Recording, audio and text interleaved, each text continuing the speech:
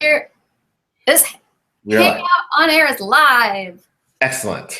Yes, we did it. We did it. It's happening.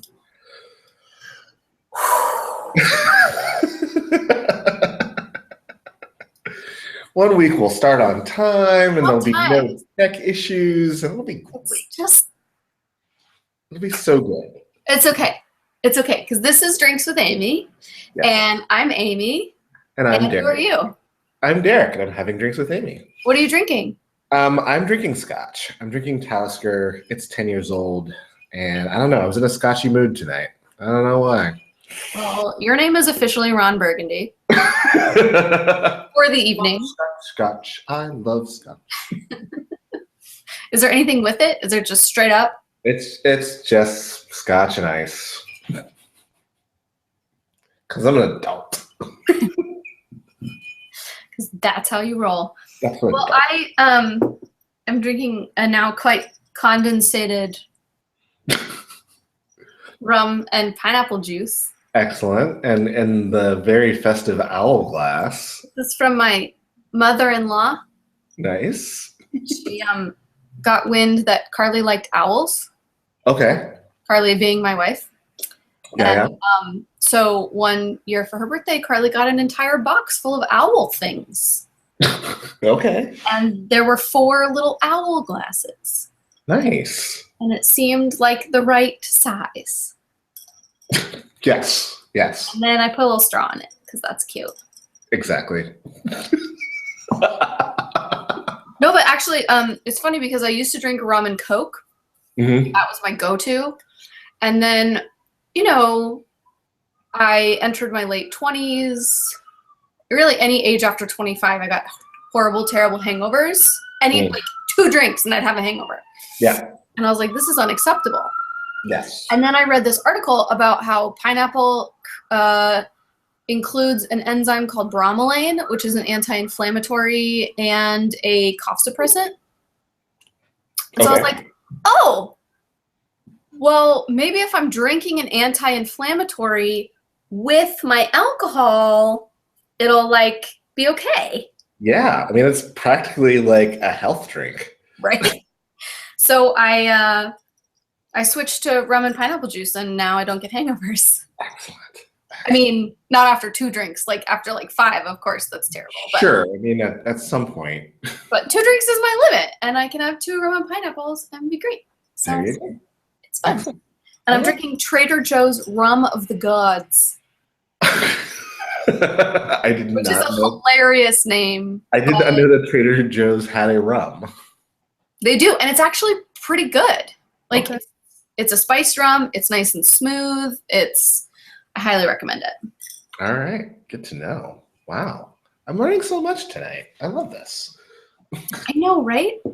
And once Brian joins us, I'm sure he will have wisdom to impart. Yeah.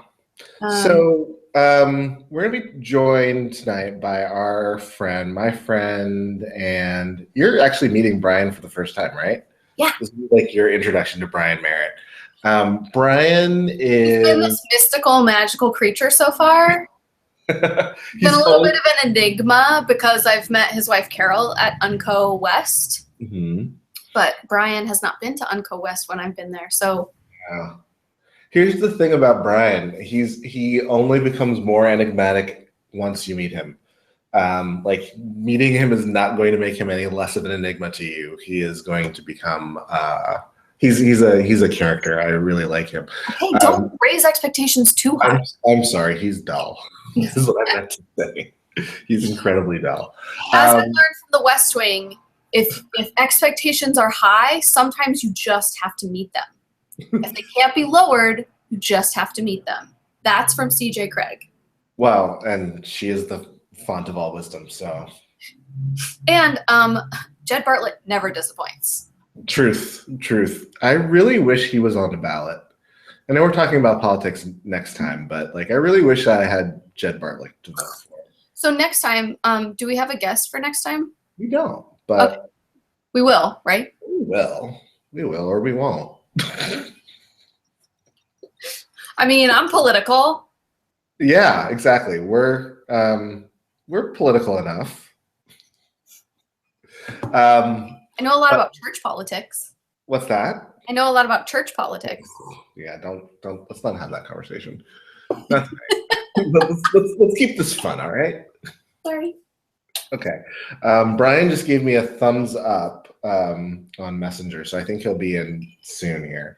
So Brian he'll tell us a little bit more about his title and what it means. But Brian is doing a pretty innovative ministry down in Tennessee, and part of what we want to talk about today is how do you take care of yourself when you're doing innovative ministry that like no one has done before or no one has definitions for, and everyone's like, what are you doing? So, and Brian's been through some stuff, so I think he's going to have a lot of really good things to share with us today. Yeah, and I'm particularly interested in, sort of how to take care of yourself while navigating an institution that doesn't serve you. Yeah. Or in navigating an institution or an organization that's particularly dysfunctional or doesn't understand what you're doing, or any variation of that. Well, this is all hypothetical. This has nothing to do with any institutions of which we are a part. Just want to say that we're not singling out any particular, although Brian probably will. There are those who shall not be named. There are those who shall not be named who are occasionally problematic when it comes to doing any kind of innovation.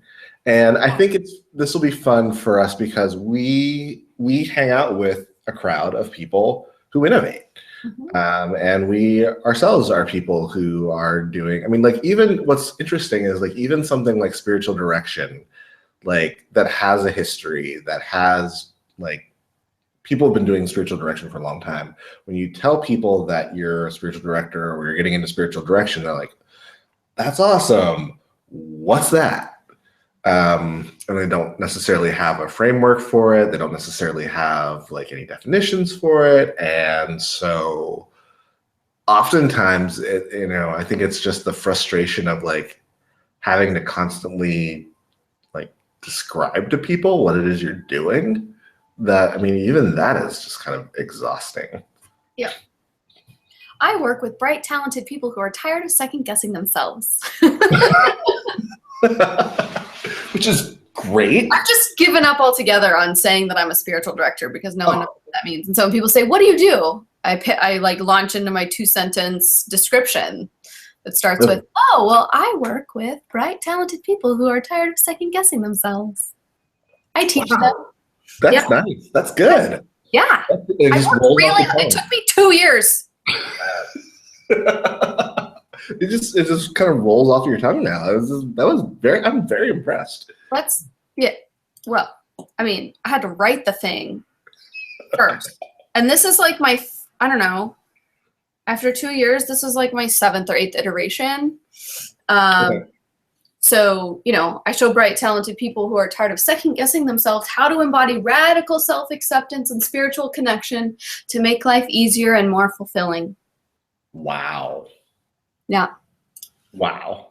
You'd sign up for that, right? I'm sold. Yeah. Yeah. I want that. Perfect. All right.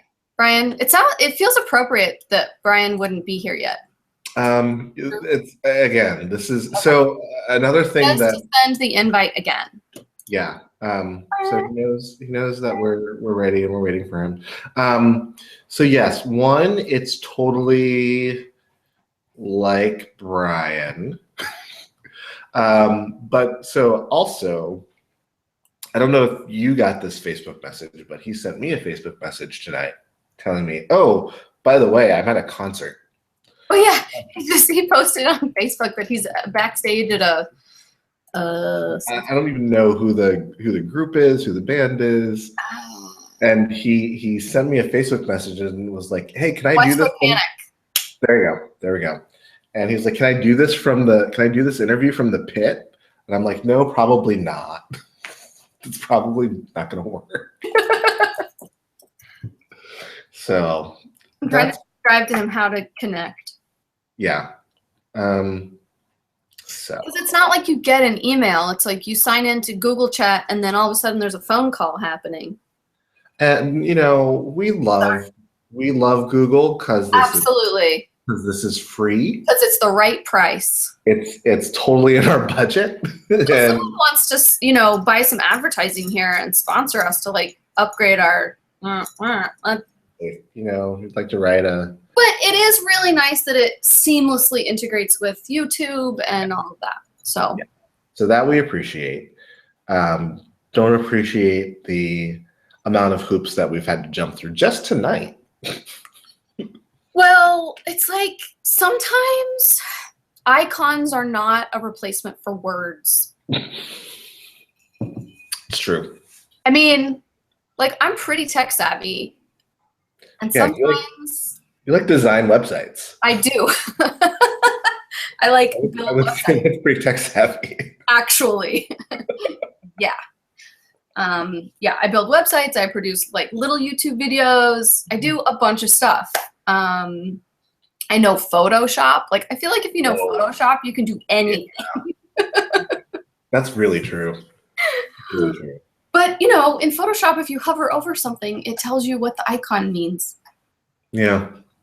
Not so much with our lovely Google Hangout. That's okay. That's all right. So,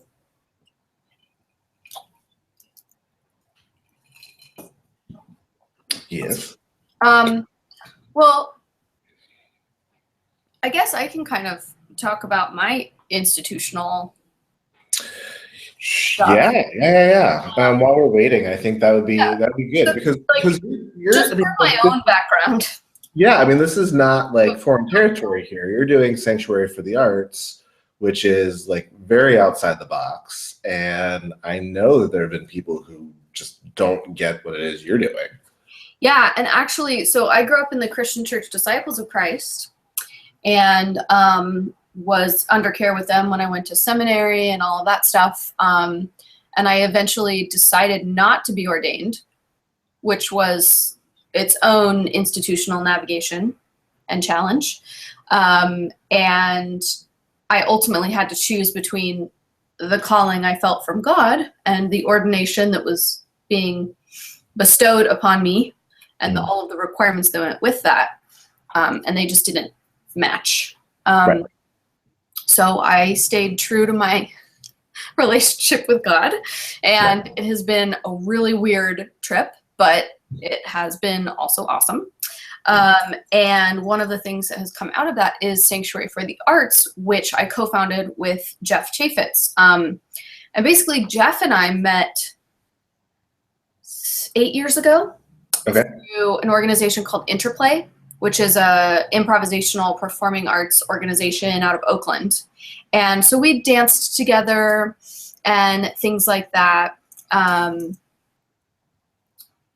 Sorry, Brian's asking me a question.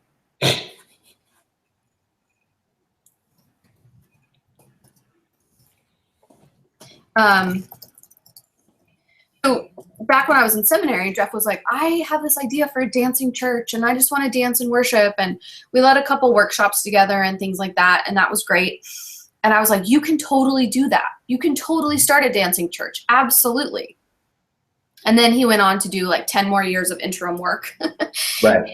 And then went to UNCO West and was in between traditional churches and was like, hey, I want to do this. And his wife nudged him, as wives do. And I got an email from him saying, I was in like a group email with a bunch of people, and he was saying, I want to start this church. I think I can get it funded through the get a little bit of money through the Presbyterian church, And I was like, okay, great. So I emailed him back immediately, and I was like, yes, I want to do this with you. I don't know where this can go, but I've wanted this since I was 17, basically. But I gave up on that dream when I stepped away from ordination, because the likelihood of a church in like trusting a lay person to start a church was not very likely. Right. And so it was great because our our partnership, he had the ordination and the institutional knowledge and relationships, and I had all of the art and entrepreneurial stuff. And so it was a pretty perfect combo. And the Presbyterian Church immediately was like, okay, sure. We filled out their forms. It's funny. That's what being Presbyterian is all about. Yeah, it's funny. The Presbyterian process was fill out this grant application and submit that. That will be reviewed, and then we'll tell you whether or not you've gotten this $7,500 seed grant.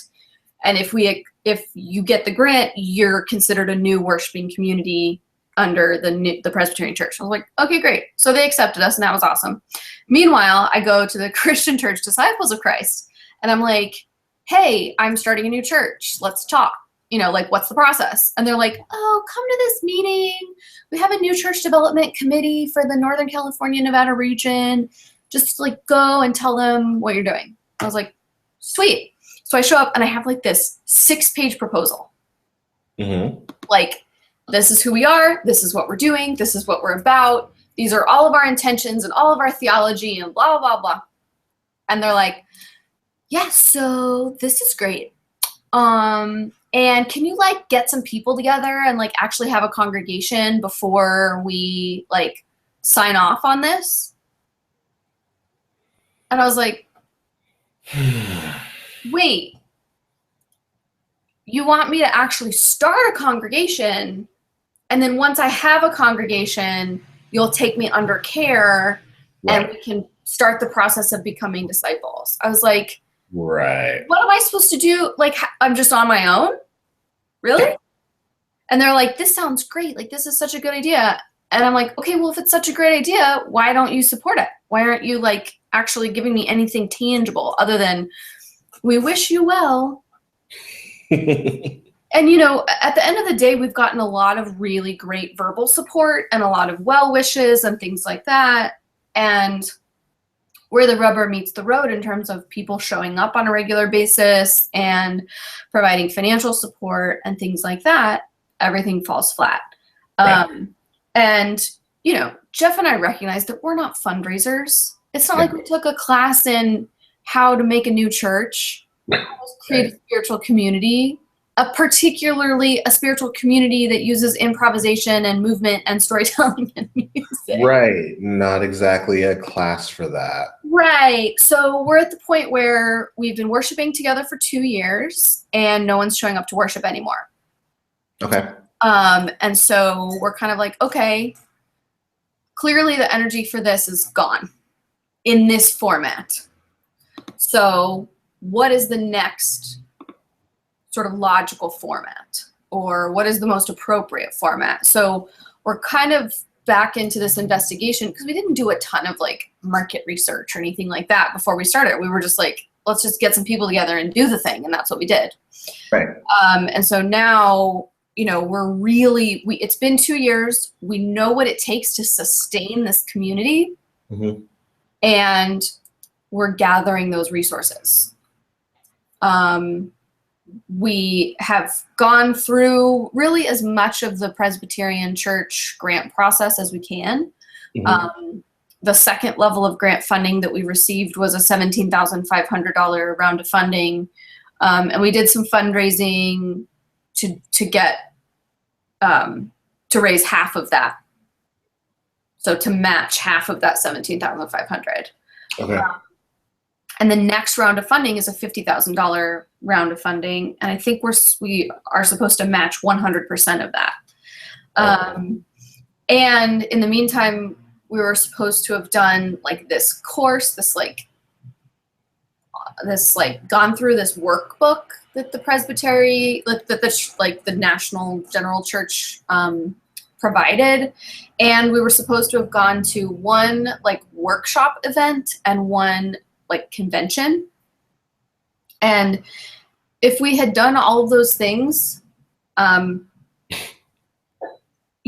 would have gone through pretty much half of our grant money to like go to all these events and do all this stuff.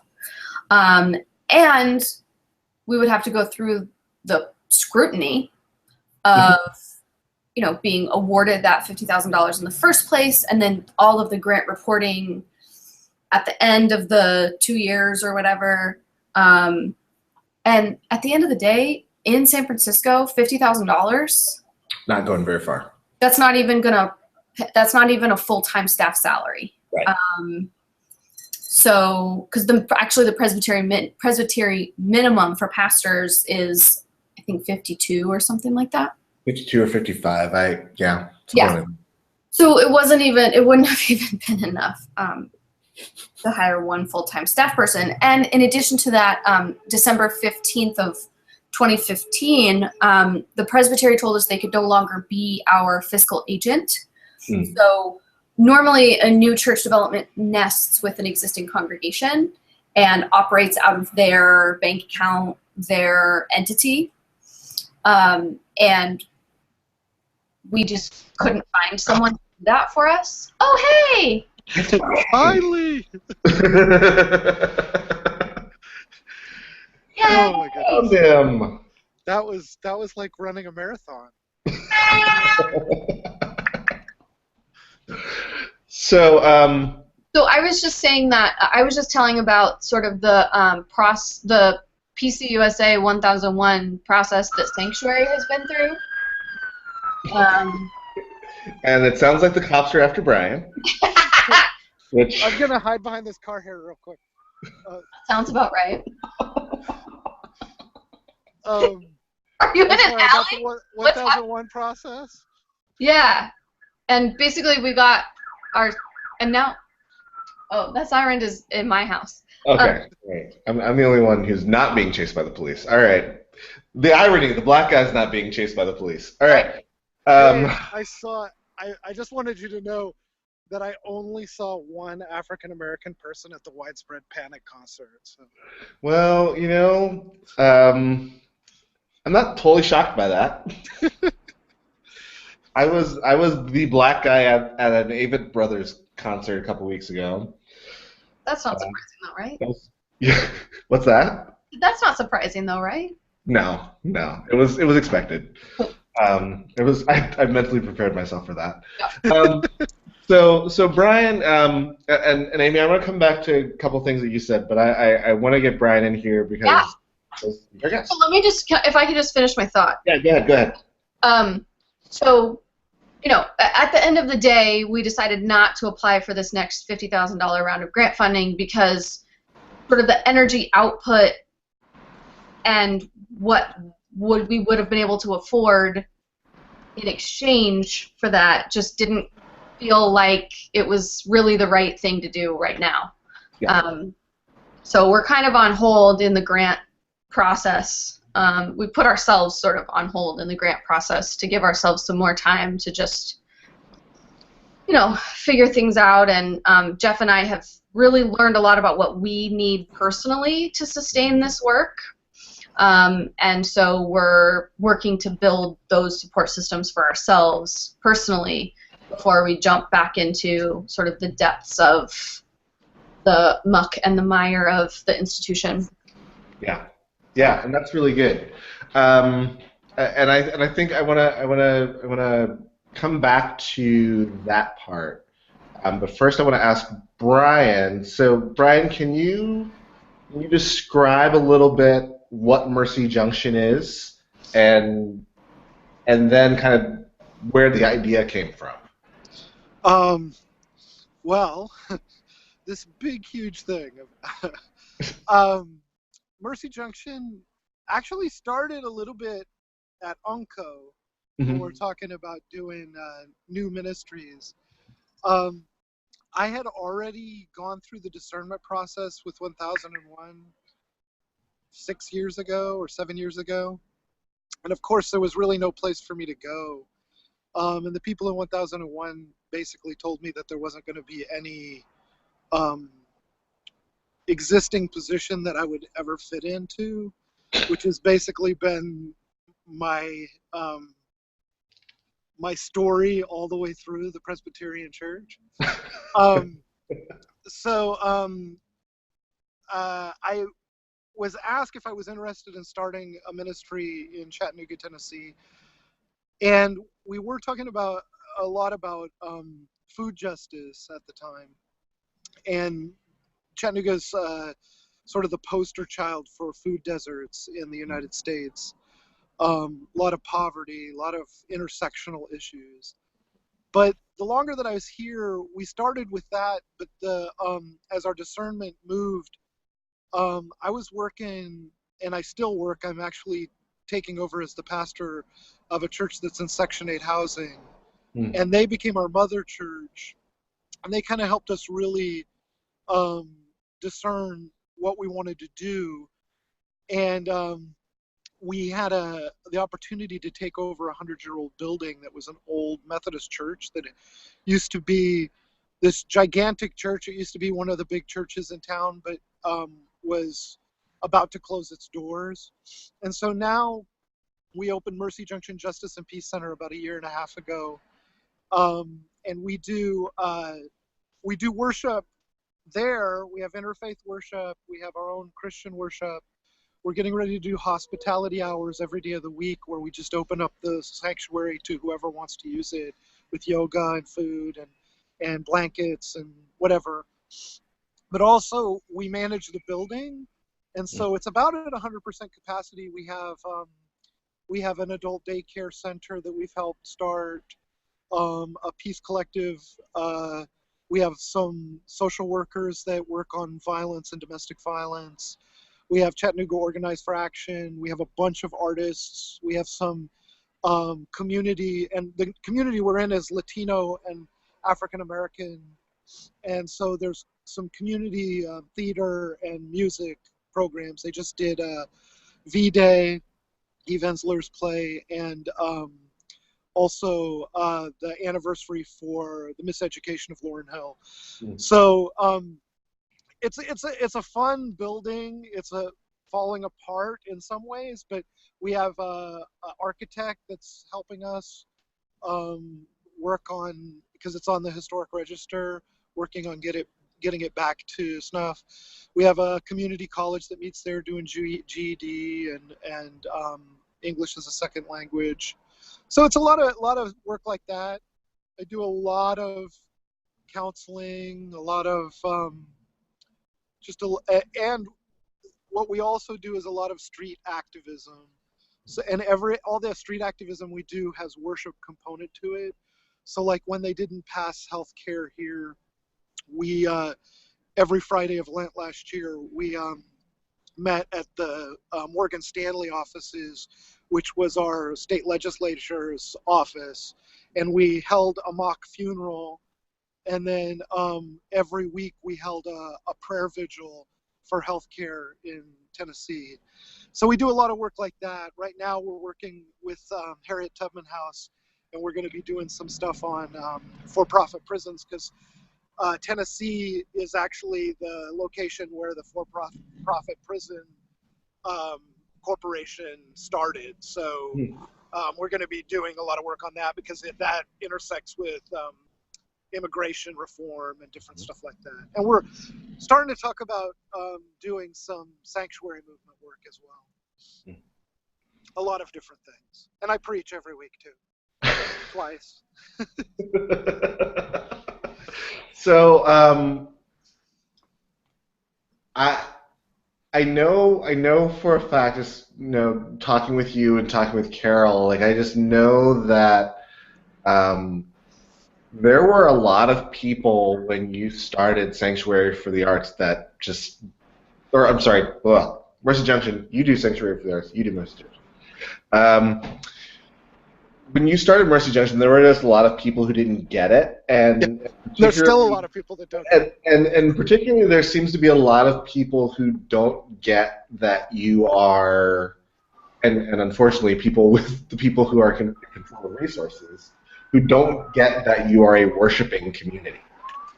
Talk a little bit about that, like the frustrations that you've had sort of with the not getting it. I keep trying to move where there's no sirens. I think there must have been some bad some bad cookies at the Widespread Panic concert or something. Sure. We'll roll with it. It's fine.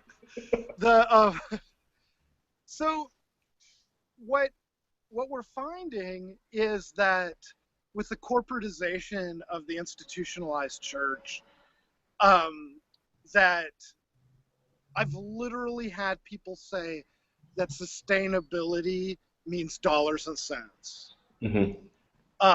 And across the board, what we're doing is not anything different than what Charles Stelzel did in 1905 in New York City when he opened the Labor Temple.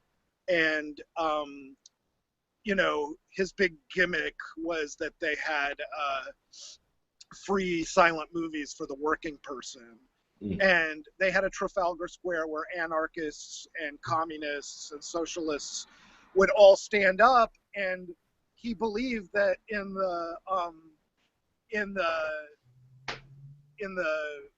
that sort of environment, the Christian message could thrive.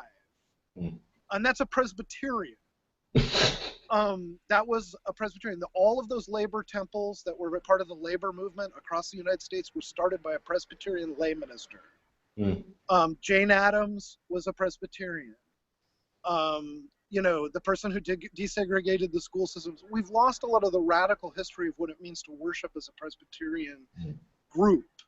And it's become we've let the bankers and the lawyers and mid-level managers all take over every single committee structure that we have in the system, from the top to the bottom. And those are a lot of the people that they're a lot of the people that brought the economy down. You know, they're the people who still think that $1 billion of my pension should be in derivatives. Derivatives are what caused our economy to crash. And so, like, these are people that are well-meaning people, but they need to move aside and realize that sociologically, the entire ethos of our society has shifted dramatically. And we're not going back to anything that looks like anything that is familiar to them. Because those people don't exist. Most of the people that are under 35 are in massive debt. They're not going to be bankers, lawyers, you know. And so when we do something, it's always about worship. And that's really very very central to what it meant to be Presbyterian. It's a part of our polity. It's a part of the great ends of the church. And what we end up doing is institutionalizing gathering in, instead of seeing worship as a much more expansive process that has to do with activism, has to do with the Holy Spirit creating the church and wherever the church needs to be, not where we need it to be. That was the longest answer I could have given you. No, it's good. It's good. It actually reminds me of a conversation that I just had at the annual gathering for the Christian Church Disciples of Christ, Northern California, Nevada. As if that's not a mouthful.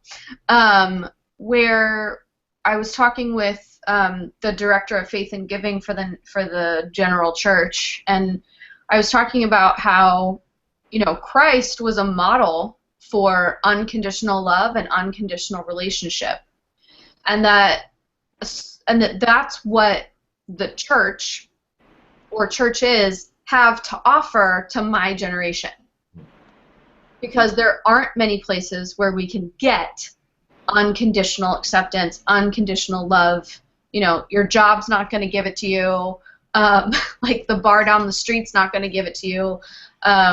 You know, things like that. And that at a certain point, scarcity became sort of central to the ethos of being church and resource guarding. And it's like, at this point, it's like, oh, we have to invest all these resources. We have to protect all of these resources for the church of tomorrow. And I'm like, I'm the church of tomorrow, and I'm trying to build something here, and I can't get any money. Well, and that's the thing is that you know, when I came on and you were talking about 1001 and the $25,000 grants, which we are waiting to hear about it, being this is our second time applying for it. And 10 years ago, the General Assembly and the church used to give regularly $270,000 grants to new worshiping communities. And it's not the issue that the money isn't there. It's just like James Lawton said once in Oakland to a group of SEIU protesters, and James Lawton's the person who taught Martin Luther King Jr. nonviolence. He said, don't let them ever tell you they don't have the money. You're just not a priority. Yeah. And that's really the case. I mean, we can talk about, you know, when I was in seminary 10 years ago, or it was more than that, I'm being very generous to myself. They put out the racial ethnic report, put no money behind it, no teeth behind it. So that showed how important it really was. Mm-hmm. I mean, like, in our pension, there's $10 billion. There's $10 billion. And if we have to raise the money on women who get lower pay than men, with dependents, you know, just as long as it doesn't affect the retired ministers who we're giving money not to retire. Right. And so, like, don't ever say that we don't have the money. Just ask whether we're a priority. And so I think that that's where it really, sometimes it really comes down to when it comes to money. There's plenty of money out there. We have 6 to 10 churches closing every single week. And that's money. That's assets. That goes somewhere. So I do think that, you know, when you say that, it's like we talk about it like there's a scarcity. It's not really true. It's an illusion. Absolutely. And that's the thing that I was pushing at this annual gathering. Everybody's like, we don't have any money. And I was like, we are cash poor. There may not be a lot of cash, but there are plenty of assets. There are millions and billions of dollars in real estate. Mm-hmm. There is plenty of money. It may not be liquid, but it's there. Mm-hmm. Yeah, and I think that that's really goes to the priorities. And, you know, like worship. What is church? I mean, like when Paul and Silas were walking and they go and they decide that they're going to go down and worship, have a prayer service by the side of the river, and they just keep going down to the side of the river. And then they meet this woman who's possessed, and they give her wholeness. What happens? Why are they thrown in jail? It's because they stopped commerce. They stopped commerce. People were exploiting that woman to make money off of her. A bunch of men were exploiting her to make money. So where was church? So they were going to the seashore, the side of the river, to have church. They get arrested for breaking up capitalism, and then they're thrown in jail, so they decide to have church in jail. I mean, so the idea that we need to have, and I'm sitting in a facade, this isn't actually a real church, which is symbolic for a lot of... You built a set for us? People are going to think we have a budget now. Sorry, we can't reimburse you for that. I've never been up here. I had to climb through a garden to get up here. I don't think I'm legally supposed to be here. Are you in a cemetery? No, it's like a little memorial place that talks about Confederate Civil War history or something. Wow, lovely. But it's funny that you say that, Brian, because when you were describing Mercy Junction to me, I was like, oh, so you're basically embodying the life and values of Christ in every aspect of everything that you're doing.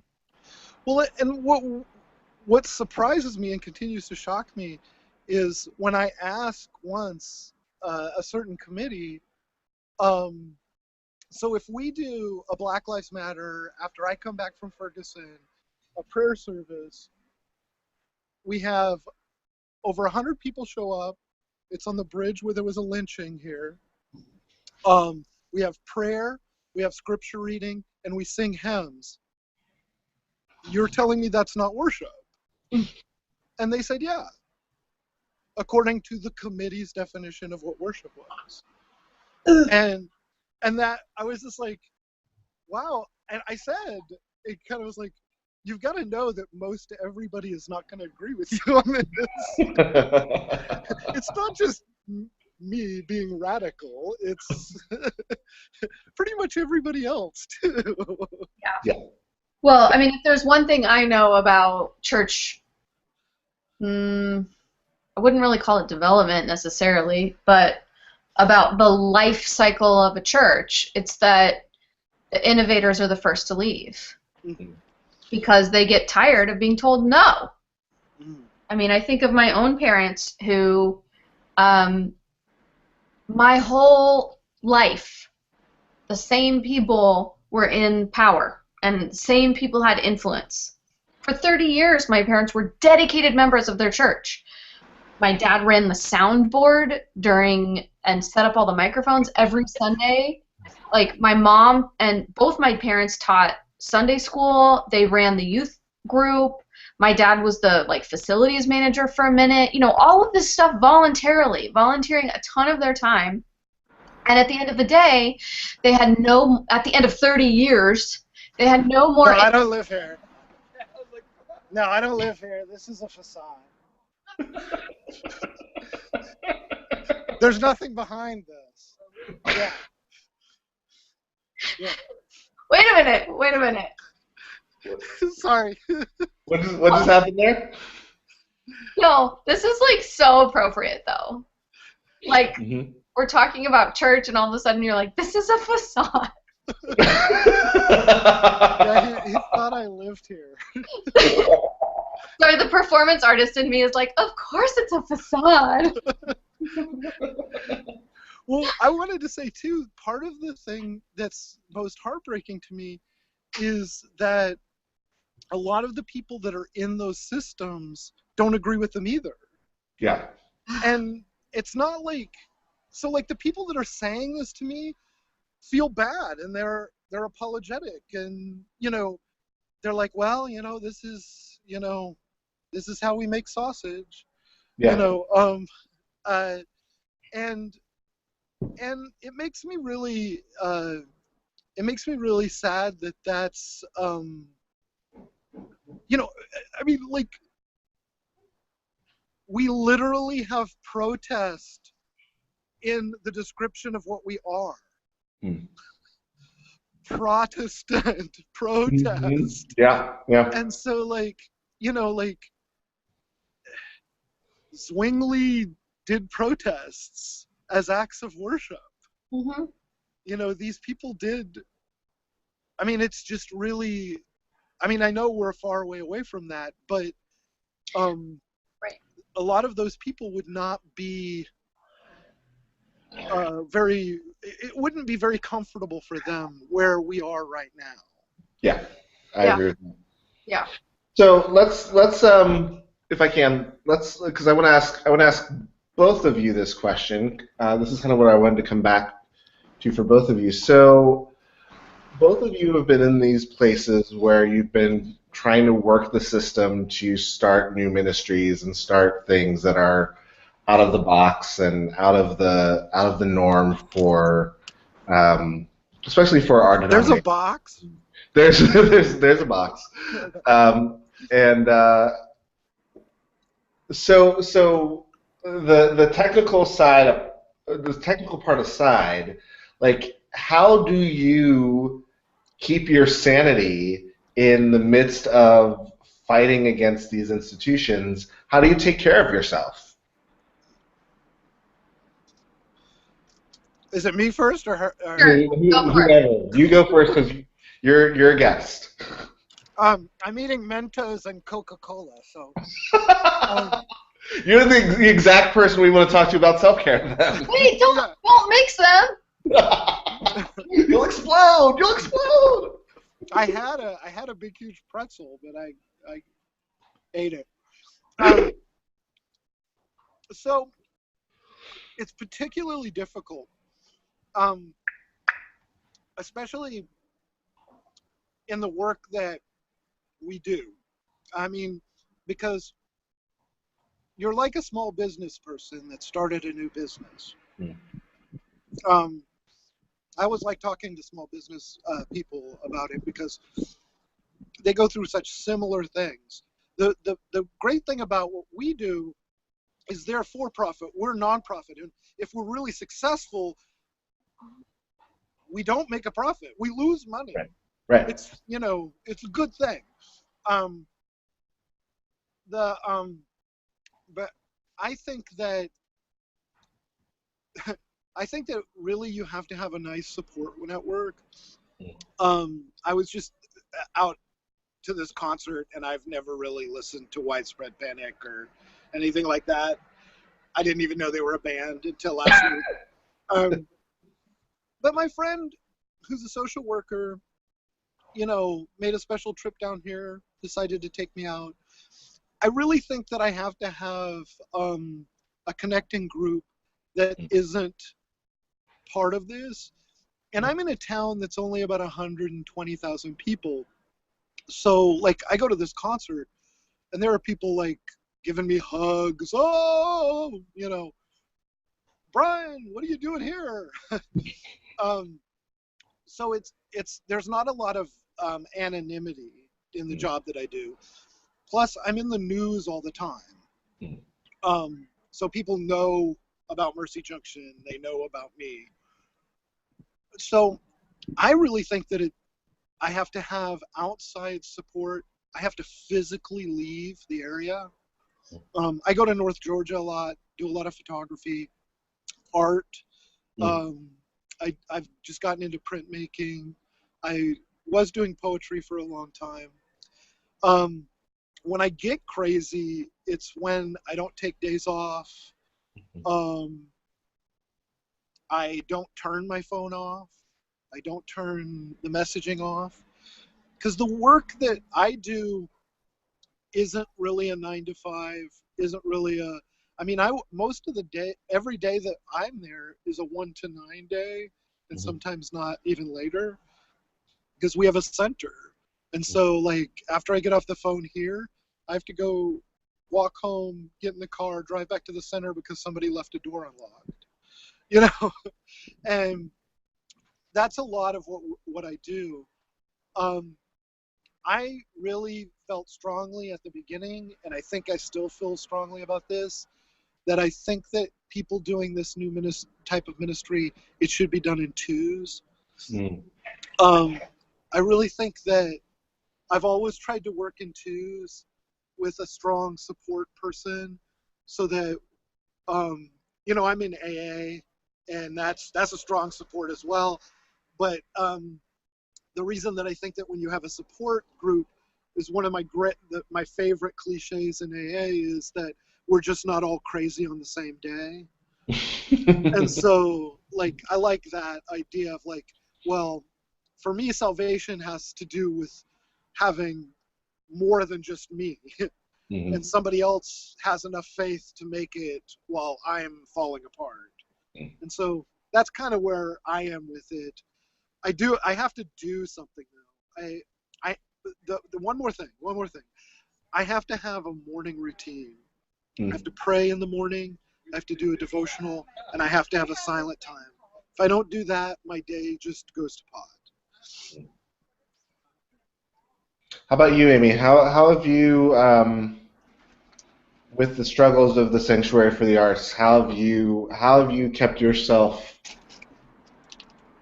How have you kept yourself sane? How have you taken care of yourself? Yeah, I resonate completely with the duo sort of pair thing, because my co-founder Jeff Chaffetz is just phenomenal. Like, he, like, it's okay if I'm sick one day because he can be there, and vice versa.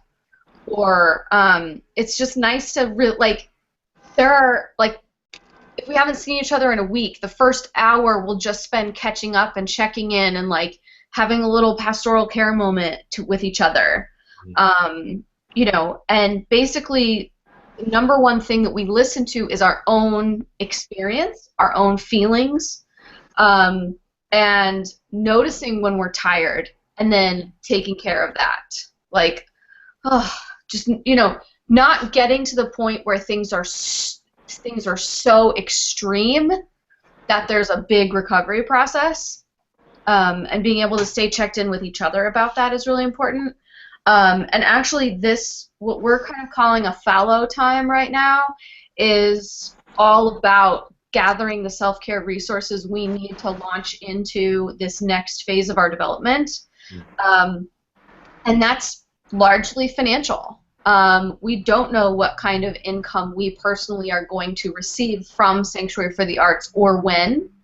So we are both working with our spouses to create income security and consistency separate from our work with Sanctuary for the Arts, so that we can both stay sane. Because the one thing that we do know is that scarcity is the antithesis of creativity. And so if we're both, like, worried about the money and the grant process, and if that's what's fresh in our minds, we're not as connected to the creativity and the creative energy that is required to do new ministry and to innovate and all of that stuff. So, like, those are a couple of things. But me, on a personal level, I have to dance. I have to move. I walk as much as I can. You know, working from home, I have to get out of the house first thing in the morning.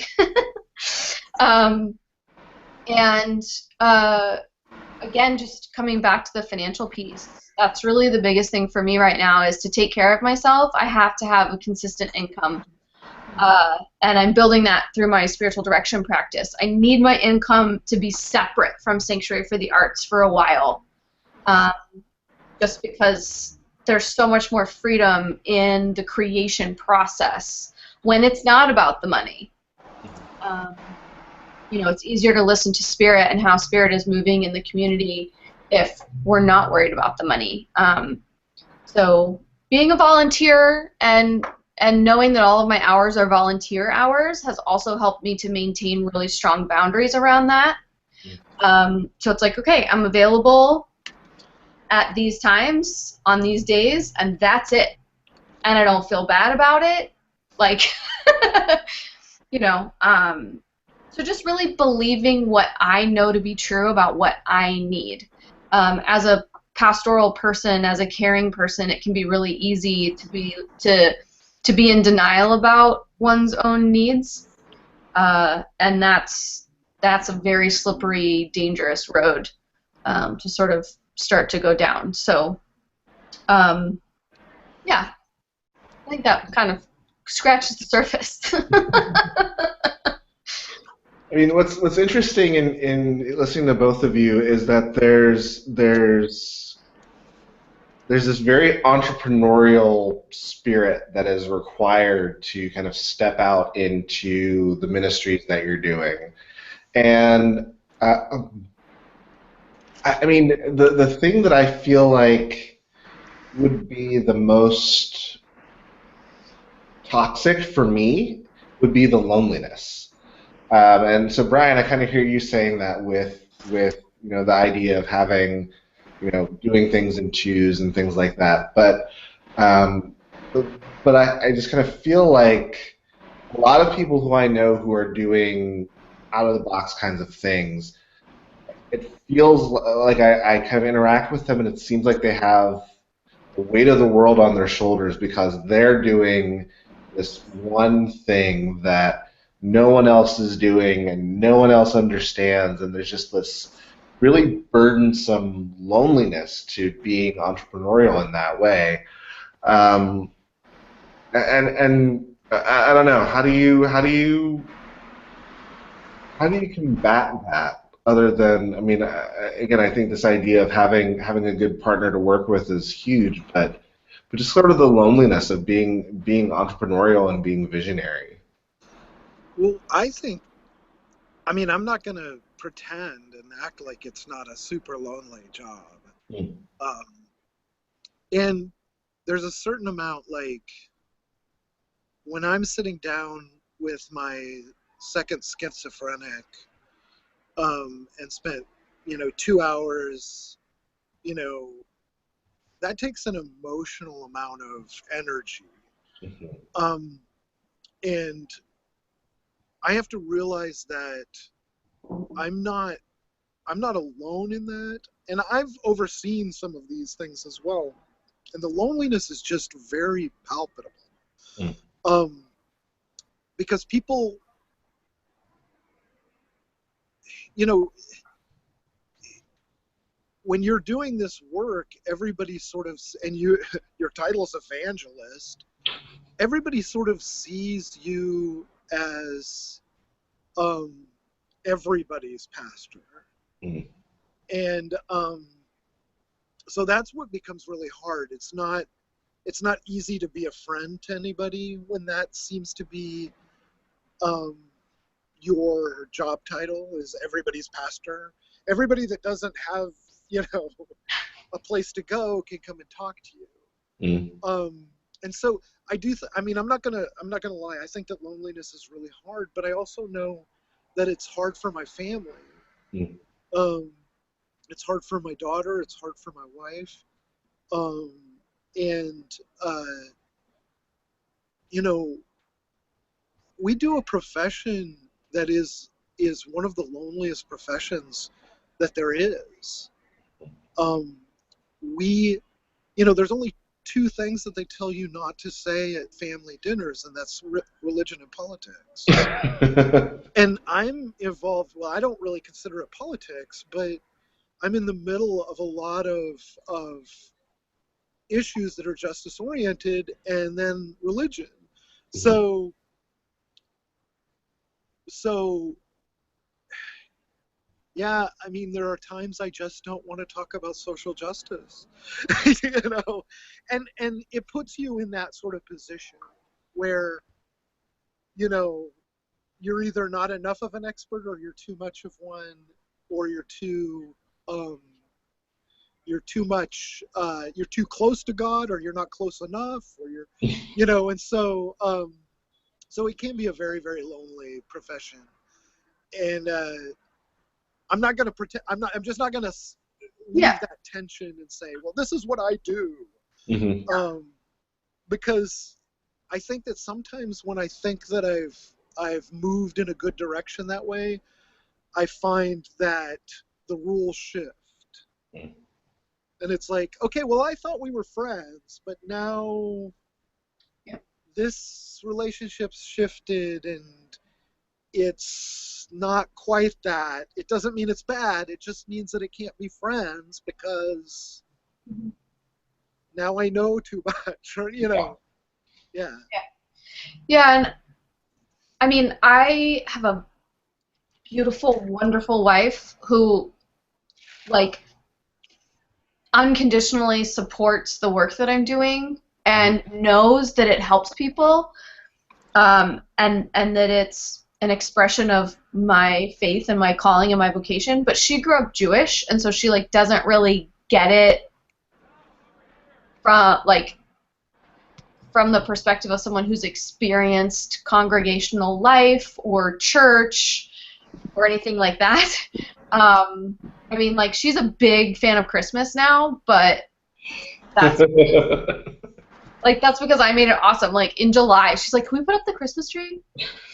And so, but I have friends who also they're not going to show up to Sanctuary, and they're not necessarily going to get involved, but they support me to do that, in the sense that they'll listen to me complain, and that they don't get it at all, but they're a listening ear or a comforting shoulder or whatever. And so it's like I kind of, on the one hand, I get frustrated when my friends don't show up to sanctuary stuff, and at the same time, I'm like, wow, it's really great to have friends who aren't involved in that at all. And so, but ultimately, at the end of the day, I don't really feel that lonely, actually, partially because of my marriage and because of the nature of my relationship with God. God is physically very present in my, I mean, not like, how do I say this?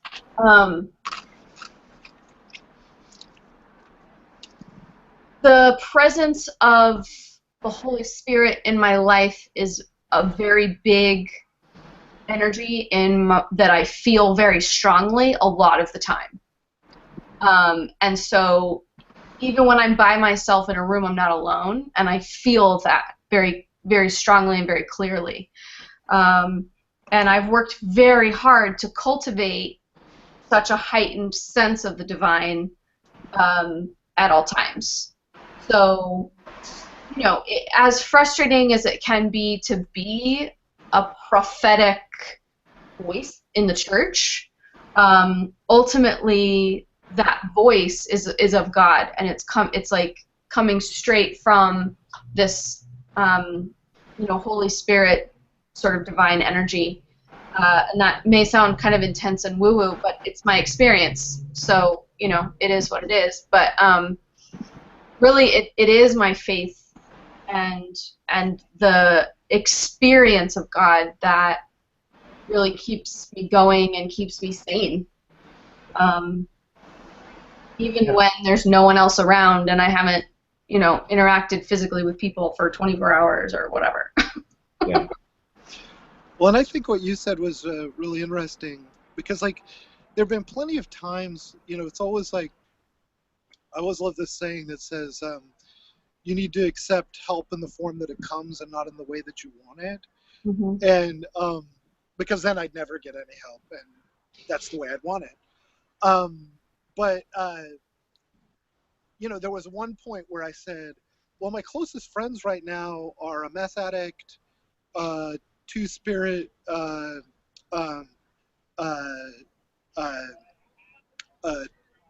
two-spirited Cherokee, and a radical animal rights activist.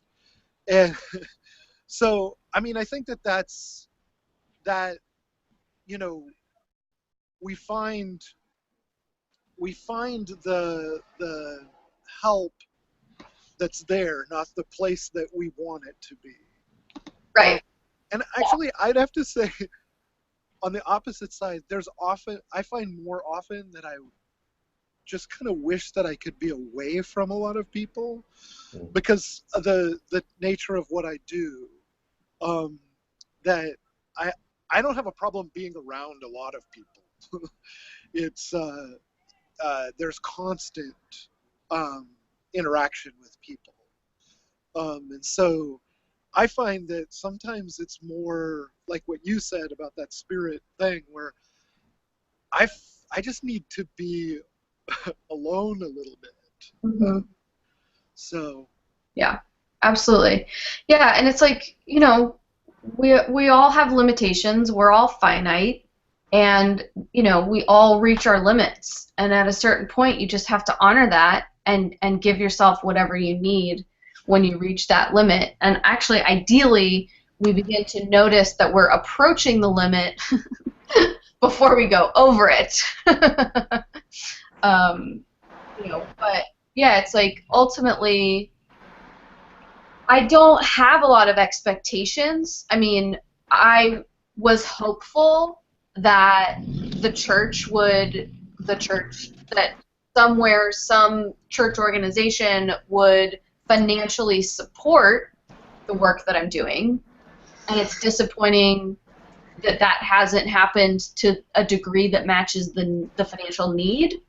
But ultimately, like, in terms of support and help, I don't have any expectations about that. It is my responsibility to be present to the support and the love and the goodness that is in my life in the present moment. And that's all I can do, you know, for the most part. Yeah. Sorry, there's a cat butt in my face. I want to be I want to be conscious of the time and where we are in the show. I feel like there's a lot more that we could say about this topic, and Brian's really grateful for you taking time out and being with us and sharing your insight, and yeah, just really grateful for the work that you do. And thank you. And I'm sorry I was fumbling with technology. That's we do it every Carol's show, not anywhere so near that's me. it's kind of become a theme. Well, Carol's not anywhere near me, and she knows how to work things. Which is funny because I do my other show with Carol, and we have just as many tech problems there. So it's totally cool. But thank you again, Brian. Thank you for being with us. Really grateful to have you on. Yeah, it was good to be with you all. Yeah, thank you so much. So before we wrap up, Amy, is there anything you're working on that you want to share with everyone out there? Yeah, so I am still accepting new spiritual direction clients, which is very exciting. My practice right now is about half clergy, half not clergy, and you know, including a couple former clergy, which is exciting. And so my website is amydianeshoemaker.com, and there's a button on the home page to access a free training, a little free educational video, and that's a 12-minute thing that goes through my entire process and everything that's at the heart of my spiritual direction practice. So that's really, really good and really exciting. And beyond that, like I said, Sanctuary for the Arts, we're taking a break from everything. We're just clearing the schedule completely and starting fresh. So eventually, I'm guessing in the next month or so, I'll have some new things to announce. But for the moment, Sanctuary for the Arts is kind of going back to the drawing board, which I've grieved about that, and now I'm excited. So. Been there. And so just one quick thing for me. I started this past week, we launched the Bible study on based off of Kendrick Lamar's album To Pimp a Butterfly. The conversation has been phenomenal with the folks who have been involved. Please feel free, if you're interested, get in touch with me. Weston80@gmail, or Derek L. Weston at Twitter, at Derek L. Weston on Twitter, or Derek Weston on Facebook. There's still definitely what I'm doing is sort of an online retreat, so there's postings throughout the day. In the morning, there's posting of the song and the lyrics, and then kind of scripture in the afternoon, and some reflection questions, and then some analysis in the evening. And it's been really great and really rich. Really grateful for the folks who have been a part of the conversation thus far. And if you're interested, it's not too late. So just get in contact with me and let me know. And awesome. Yeah, so we'll be back in 2 weeks. We're kind of on a 2-week schedule, every other week kind of schedule. We'll be back on Wednesday, what's the date? That's the 4th, right? 4th? Yeah. And we'll be talking, on that show, we'll be talking about how to use, the 4th, awesome. We'll be talking about how to do self-care in the midst of sort of the political season, in the midst of doing political activism, and also just trying to be a good, aware follower of Christ in the midst of our kind of gross political environment. So that'll be an interesting topic in a couple weeks. So. And then 2 weeks. So that'll be episode 4. Episode 5 will be focused on straight parents of LGBT children. Yeah. So if you or anyone you know has ever had a child who's come out and there are questions about that or awkwardness or just, general weirdness, then then this will probably be a really good episode for you. I'm super excited about it. It's a particularly personal topic to me because I did a pretty phenomenally bad job at coming out. So, there's that. Brian, are you still doing some sort of newsletter, something, some sort of publication or something? Yes, it's the Fellowship of Heretics. You can find out about it on mercyjunction.org. You can be a member of the Fellowship of Heretics. Excellent. And also, Brian makes wonderful notebooks and journals. I have several of them, many of them Star Wars themed, that Brian has personalized for me. So that's something that a way that you can also support Mercy Junction is picking up a couple of those. I love mine. All of my best ideas are written in my journals that I got. So thanks everyone, and yeah. Yay! Thanks for having drinks with Amy. We'll see. Thank you for having me. 2 weeks. Yeah. Bye. Okay. Bye.